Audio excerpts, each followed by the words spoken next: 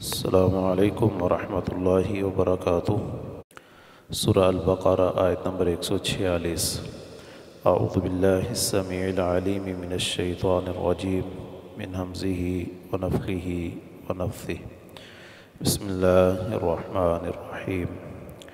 الذین آتیناہم الکتاب یعرفونہ کما یعرفون ابناءہم۔ الذین وہ لوگ آتیناہم دی ہم نے جنہیں الکتاب کتاب یعرفونہ وہ پہچانتے ہیں اس نبی کو کما جس طرح یعرفون وہ جانتے ہیں پہچانتے ہیں ابناءہم اپنے بیٹوں کو۔ یہودی اور عیسائی ان کی کتابوں میں اس قدر واضح نشانیاں موجود ہیں نبی صلی اللہ علیہ وسلم کے بارے میں، اتنا تعارف موجود ہے کہ وہ آپ کو بالکل اچھی طرح پہچان چکے ہیں کہ یہ اللہ تعالیٰ کے نبی ہیں، رسول ہیں، اور یہی آخری نبی ہیں، اور انہی کے بارے میں ہمیں حکم دیا گیا ایمان لانے کا۔ پیچھے کہا گیا تھا وَإِنَّ الَّذِينَ أُوتُوا الْكِتَابَ لَيَعْلَمُونَ أَنَّهُ الْحَقُّ مِنْ رَبِّهِمْ، جنہیں کتاب دی گئی ہے وہ جانتے ہیں کہ یہ حق ہے ان کے رب کی طرف سے۔ وہ قبلے کی تحویل کے بارے میں تھا کہ یہ جو بیت اللہ کو قبلہ بنایا گیا نا، اسے یہ بڑی اچھی طرح جانتے ہیں۔ اور اس آیت میں نبی صلی اللہ علیہ وسلم کا تعارف اور انہیں پہچاننا، اہل کتاب کے ہم ان کا معروف ہونا یہ بتایا گیا۔ وَإِنَّ فَرِيقًا مِّنْهُمْ اور بلا شبہ ایک جماعت ان میں سے لَيَكْتُمُونَ الْحَقَّ وہ چھپاتے ہیں حق کو وَهُمْ يَعْلَمُونَ حالانکہ وہ جانتے ہیں کہ یہ حق ہے، یہ غلط ہے جو ہم کر رہے ہیں، لیکن اس کے باوجود وہ اپنے اس غلط رویے پر ڈٹے ہوئے ہیں۔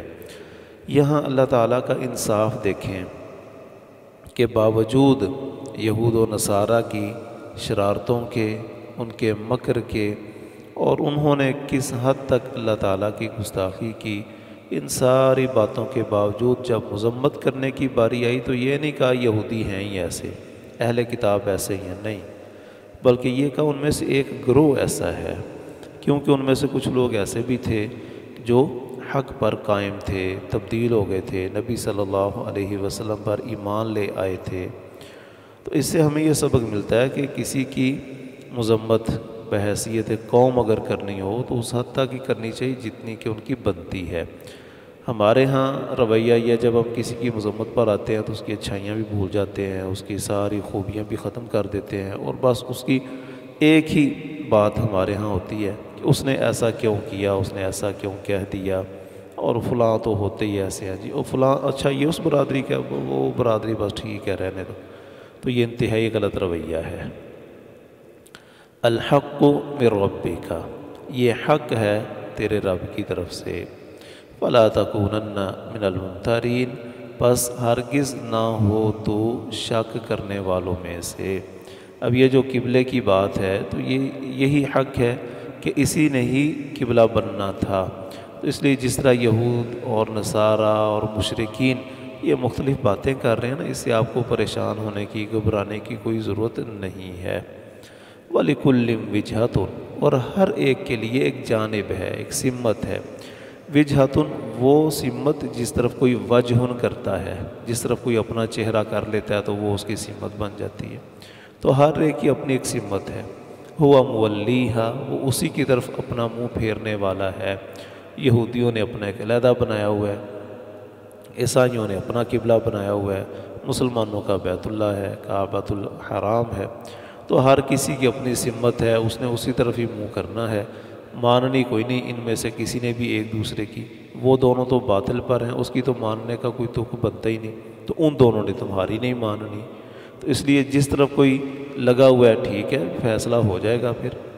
فاستبقوا الخیرات، سو تم آگے بڑھنے کی کوشش کرو نیکیوں میں۔ اینما تکونوا جہاں کہیں بھی ہو تم، یأتی لے آئے گا، بکم تمہیں، اللہ تعالیٰ، جمیعا سب کو، کوئی یہودی، عیسائی، مسلمان، مشرک جہاں کہیں بھی ہیں، قیامت کے دن سب کو اللہ تعالیٰ نے جمع کر لینا ہے، سب کا حساب لے لینا ہے، سب سے پوچھ لینا ہے۔ اس لیے اصل چیز یہ ہے کہ نیکی کی طرف رغبت رکھی جائے، شوق کا اظہار کیا جائے، اس میں آگے بڑھا جائے۔ ان اللہ علی کل شیء قدیر، بے شک اللہ تعالیٰ ہر چیز پر پوری طرح قدرت رکھنے والا ہے۔ تو جو ہر چیز پر قادر ہے تو اس پر بھی قادر ہے کہ وہ تمہیں جمع کر لے اور لے آئے۔ وَمِنْ حَيْثُ، اور جہاں کہیں سے بھی، خرجت تو نکلے، فَوَلِّ تو پھیر لے، وجہک اپنے چہرے کو، شطر المسجد الحرامی، مسجد حرام کی جانب، یعنی جہاں کہیں بھی ہو تم، شہر میں ہو، اقامت کی جگہ پر ہو، حالت سفر میں ہو، جہاں بھی ہو، قبلہ تمہارا بیت اللہ ہی ہے۔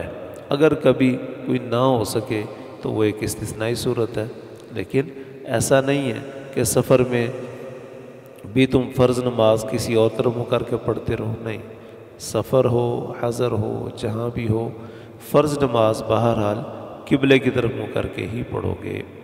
وَإِنَّهُ لَلْحَقُّ مِن رَبِّكَ، اور بے شک یہی حق ہے تیرے رب کی طرف سے۔ وَمَا اللَّهُ بِغَافِلٍ عَمَّا تَعْمَلُونَ، اور نہیں ہے اللہ تعالیٰ بالکل بھی غافل ان کاموں سے جو تم کر رہے ہو۔ وَمِنْ حَيْثُ خَرَجْتَ فَوَلِّ وَجْهَكَ شَطْرَ الْمَسْجِدِ الْحَرَامِ، اور جہاں کہیں سے بھی تم نکلو تو پھیر لو اپنا چہرہ مسجد حرام کی جانب۔ یہ دوبارہ وہی ٹکڑا آ گیا، یہ اس کی تاکید کے لیے ہے کہ یہ تحویل قبلہ کا حکم کوئی اتنا معمولی نہیں ہے، بڑا ہی اہم اور سنجیدہ مسئلہ ہے یہ۔ وَحَيْثُ مَا كُنْتُمْ، اور جہاں کہیں بھی تم ہو، فَوَلُّوا وُجُوهَكُمْ شَطْرَهُ، تو پھیر لو اپنے چہرے اس کی جانب۔ پچھلا ٹکڑا جو ہے نا اس میں واحد کا صیغہ ہے، اس میں نبی صلی اللہ علیہ وسلم مخاطب تھے۔ یہاں فَوَلُّوا جمع ہے، اس میں ساری امت کو حکم ہے کہ کوئی یہ نہ سمجھے قبلہ بیت اللہ کو جو قبلہ بنایا گیا تو یہ صرف نبی صلی اللہ علیہ وسلم کے ساتھ خاص ہے، نہیں، بلکہ یہ سارے مسلمانوں کا، پوری امت کا یہی قبلہ ہے۔ تو مسلمان امت جہاں کہیں بھی ہو، انہیں بھی بیت اللہ کی طرف ہی منہ کر کے نماز پڑھنی چاہیے۔ لِأَلَّا يَكُونَ لِلنَّاسِ عَلَيْكُمْ حُجَّةٌ، لِأَلَّا تاکہ نہ، یکون ہو، لِلنَّاسِ لوگوں کے لیے، علیکم تمہارے خلاف، حجتن کوئی حجت، کوئی دلیل۔ بیت اللہ کو قبلہ بنا دیا ہے، تم نے اسی طرف منہ کرنا ہے، یہ اس لیے تاکہ لوگ تمہارے خلاف کوئی اعتراض نہ کر سکیں، کوئی بات نہ بنا سکیں، اہل کتاب یہ نہ کہہ سکیں یہ عجیب نبی ہے، ہم نے تو نبی کے بارے میں پڑھا تھا کہ اس کا قبلہ بیت اللہ ہوگا، اب یہ بیت المقدس کی طرف منہ کر کے نماز پڑھتا ہے، اس کا مطلب ہے کہ یہ وہ نبی نہیں ہے۔ تو ان کا اعتراض بھی ختم ہو گیا کہ تمہاری کتابوں میں جو ہمارا قبلہ لکھا ہوا تھا ہم اسی کی طرف منہ کر رہے ہیں۔ اور مشرکین وہ اعتراض کریں گے کہ یہ ابراہیمی کہتے ہیں اپنے آپ کو، تو ابراہیم کا تو بیت اللہ یہ کیا قبلہ یہ تھا بیت اللہ، تو یہ ادھر منہ کر رہے ہیں بیت المقدس کی طرف۔ تو مشرکین کا اعتراض بھی ختم کر دیا، کوئی تمہارے خلاف بات نہ کر سکے، اس لیے ہم نے تمہارا یہ قبلہ تبدیل کر کے بیت اللہ کو بنا دیا ہے۔ إِلَّا الَّذِينَ ظَلَمُوا مِنْهُمْ، سوائے ان لوگوں کے جو ظلم کرنے والے ہیں ان میں سے، جو ظالم ہیں کسی بھی قوم میں، انہوں نے تو کوئی نہ کوئی بات کر ہی دینی ہے، ان کو یہ نہیں ہوتا کہ کوئی دلیل ہے یا نہیں، انہوں نے بس زبان چلانی ہے تو وہ چلا دیں گے۔ وہ اب بھی اہل کتاب میں سے بھی باتیں کرتے رہیں گے، مشرکین میں سے بھی باتیں کرتے رہیں گے، ان ظالموں کی پرواہ نہیں کرنی، ان میں سے جو منصف مزاج ہیں اور بات کو سمجھنے والے ہیں، کم از کم ان کا اعتراض ختم ہو جائے گا۔ فَلَا تَخْشَوْهُمْ، سو نہ تم ڈرو ان سے، وَاخْشَوْنِی، اور ڈرو مجھی سے، وَلِأُتِمَّ، اور تاکہ میں پوری کر دوں، نعمتی، اپنی نعمت، علیکم، تم پر، جس طرح میں نے نبی بھیج دیا، میں نے آخری کتاب تم پر نازل کر دی، یہ جس طرح دین مکمل ہو جائے گا اسی طرح میں نے قبلہ تبدیل کر کے اپنا یہ قبلہ قیامت تک کے لیے تمہارا بنا کر یہ نعمت بھی تم پر مکمل کر دی ہے۔ وَلَعَلَّكُمْ تَهْتَدُونَ، اور تاکہ تم ہدایت پا جاؤ، کیونکہ یہی اصل راستہ ہے کہ اللہ تعالیٰ نے جو کہا اس کو مان لیا جائے، اپنی خواہشات کو پیچھے رکھ دیں۔ اللہ تعالیٰ سمجھنے کی، عمل کرنے کی توفیق عطا فرمائے۔